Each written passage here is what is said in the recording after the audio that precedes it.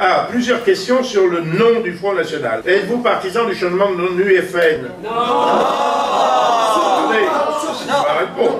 Surtout que tout le monde s'y met, Soral, PS, UMP, etc., alors qu'ils gardent les mêmes fausses valeurs anti-françaises. Question de M.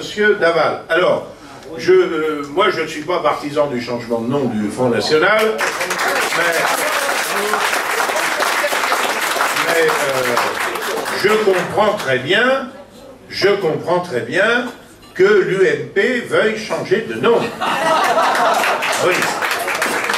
Parce que ça, c'est la savonnette à vilain. Après, il y a une nouvelle étiquette qui, comme dans le sketch de Coluche, est plus blanche que blanche. Hein. Mais d'ailleurs, ils ne font que ça depuis 40 ans. Quoi. Moi, j'ai connu l'UDR, l'UNR, le RPR. Je dois en sauter au passage quelques-uns. Hein. Le RPR. L'UMP version Union pour la majorité présidentielle, puis l'UMP Union pour un mouvement populaire, sans doute par antiphrase. Puis maintenant, on ne sait pas ce que ça va devenir, mais là bien sûr, quand il s'agit de faire oublier les turpitudes et les casseroles qui leur tintinabulent aux fesses, je comprends très bien que dans ces conditions, on change de nom. Mais en revanche, quand on a une marque, bien sûr, cette marque, elle a été diabolisée. Bien sûr, oui. Oui, mais je le disais récemment à un journaliste qui m'interrogeait il y a 4 jours sur le sujet. Je dis, vous savez, on pourrait s'appeler le parti de l'amour, de la bonté et de la gentillesse. Ce serait pas mal, ça.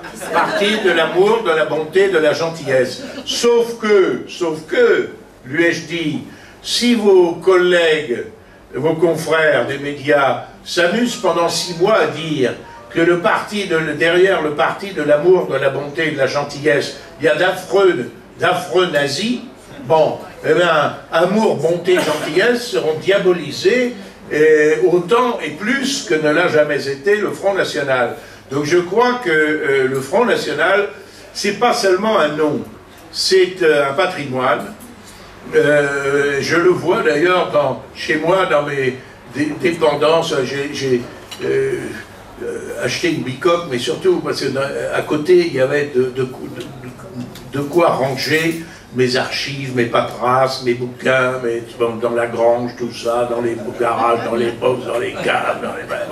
Alors, je vois un Front National, je me dis, bon sang, il y a un paquet de collections, d'élections, d'archives, de documents que nous avons publiés, de conférences de presse, de programmes, des milliers de pages, monsieur le maréchal s'en souvient, qui a contribué aussi, de programmes, d'études, les réunions de notre conseil scientifique, les procès, les persécutions que nous avons subies, j'en ai des caisses entières, nos interventions au Parlement français, au Parlement européen, dans les conseils régionaux, où nous avons quand même fait reculer les limites du discours, du discours. Voilà. Je dois dire, je suis un peu prétentieux, ce que je veux dire, en Rhône-Alpes, ils n'osent plus maintenant, hein, c'est nous tenons le haut du pavé. Je dis au président, vous êtes un homme sympathique et intelligent, je n'arrive pas à comprendre que vous soyez socialiste. Il n'ouvre pas, il n'ose plus.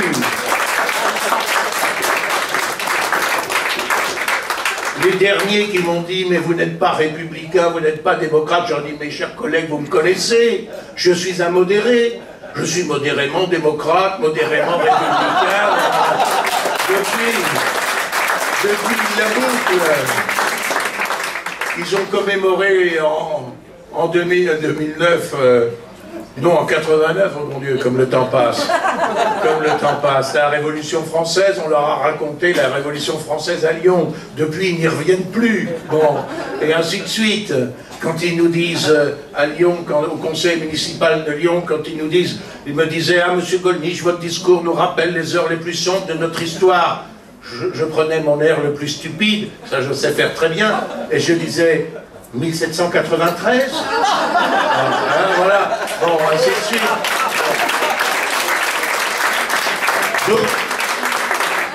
Donc le nom me paraît tout à fait honorable. Maintenant que dans la perspective d'un cartel électoral, si nous avions des alliés substantiels venant d'autres horizons que strictement celui du Front National, ce serait bien. Je préférerais que tout le monde se précipite, déchire la carte des anciennes adhésions, piétine ce qu'ils ont, brûle ce qu'ils ont adoré, adore ce qu'ils ont brûlé, et rejoignent le Front National et grossissent les rangs de la fédération du Front National des Hauts-de-Seine. Bon, mais ne rêvons pas.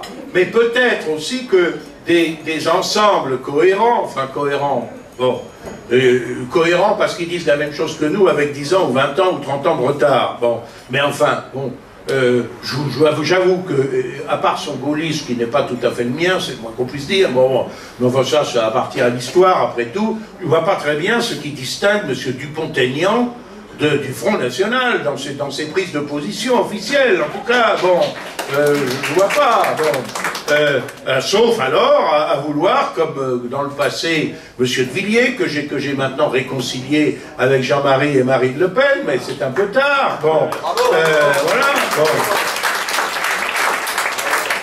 Mais osera-t-il le dire, autrement qu'en privé, bon, toujours pareil, bon. Je ne vois pas très bien ce qui les distinguait de nous. Alors si, je crois, notre petite pelote de laine augmente, elle va finir par avoir, elle a déjà d'ailleurs, un effet centripète, qui fait que vont s'agglomérer à nous non seulement des bonnes volontés sur le plan individuel, mais peut-être d'autres mouvements qui sont tentés. Ça a été le cas pour certains souverainistes, le ciel, etc. Bon, ben, pourquoi pas ces mouvements-là et d'autres. Moi, je pense que l'UMP ne survivra. J'ai toujours dit, depuis 5 ans, que l'UMP ne survivrait pas à l'échec programmé de Nicolas Sarkozy. Quand je disais ça, Sarkozy était encore président de la République. Hein. Bon. Et que des blocs s'en détacheraient, dont certains seraient peut-être tentés de s'entendre avec nous. Ce ne s'est pas encore réalisé. Si c'était le cas, et si cette démarche était sincère, ce qui reste évidemment à prouver, qu'il y ait un cartel électoral avec une étiquette de rassemblement, je rappelle que Jean-Marie Le Pen étant président du Front National, et sur son initiative, voilà, le premier mandat parlementaire que j'ai eu, ça ne me rajeunit pas, c'était en 1986, à l'Assemblée nationale, j'ai été élu sous le sigle Rassemblement national, parce qu'il y avait des gens qui venaient du CNI d'ailleurs, etc. Ça peut se concevoir, mais ça ne porte pas atteinte à l'unité, ni au nom, ni en quelque sorte, dirais-je, à la marque du Front National. Et d'ailleurs, comme on le dit assez justement, si Dior, si Chanel, Moët Hennessy et tant d'autres se battent bec et ongle contre la contrefaçon et pour maintenir l'exclusivité de leur marque, si la marque, si le nom est un élément si essentiel, comme le savent les juristes, de ce qu'on appelle le fonds de commerce, qui quelquefois a davantage de valeur que les locaux, que les immobilisations, que la trésorerie, parce que cela traduit précisément la confiance de la clientèle, c'est vrai en matière commerciale, c'est vrai en matière politique. Nous n'avons pas à rougir de ce qu'a été le Front National. Le Front National...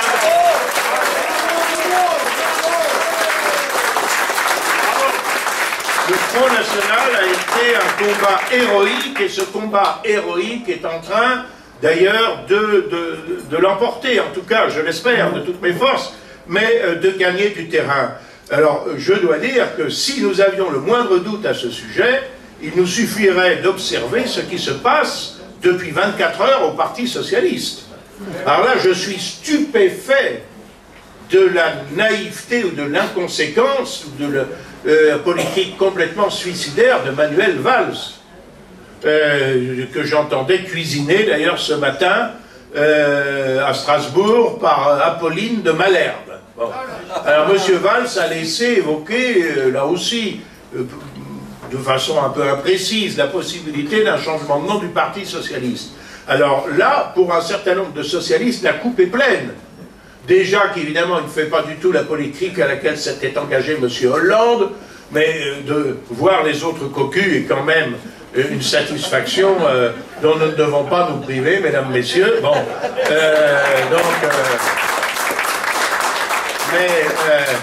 mais évidemment, c'est encore plus cruel pour les socialistes, hein, c'est évident. Pour les socialistes, Bontemps, je les plains d'ailleurs, Bontemps, veux-je dire, et alors, ils ne sont pas tous peut-être avec ce qu'on appelle les frondeurs, qui ne sont pas encore allés d'ailleurs jusqu'au bout de leur fronde, mais ils sont sur les nerfs, les malheureux. Et quand, en pleine décrépitude, au milieu de cette situation assez lamentable, au bord de l'éclatement, avec la défection de plusieurs dizaines de députés de son propre parti et de sa majorité, l'autre évoque un changement de nom possible, alors là, comme disait mon professeur de géographie, c'est l'étincelle qui fait déborder le vase, ou c'est la goutte d'eau qui met le feu aux poudres, comme vous voulez. Et là, véritablement, alors il s'est fait triquer, là, immédiatement par retour du bateau, par M. Bartolone, président quand même de l'Assemblée nationale, et par M. Cambadélis, secrétaire général du parti. Alors je crois que cet exemple doit nous montrer à quel point il est périlleux de jouer avec les symboles, et je pense personnellement que par conséquent que nous devons conserver notre nom, nous le portons haut et fier, tête haute et main propre, quitte éventuellement sur le plan électoral, si un jour d'autres groupements s'adjoignent à notre effort de redressement national, à trouver un chapeau qui, le temps d'une élection, puisse effectivement désigner cette alliance. Mais tant qu'il n'y a pas d'alliance, il n'y a pas besoin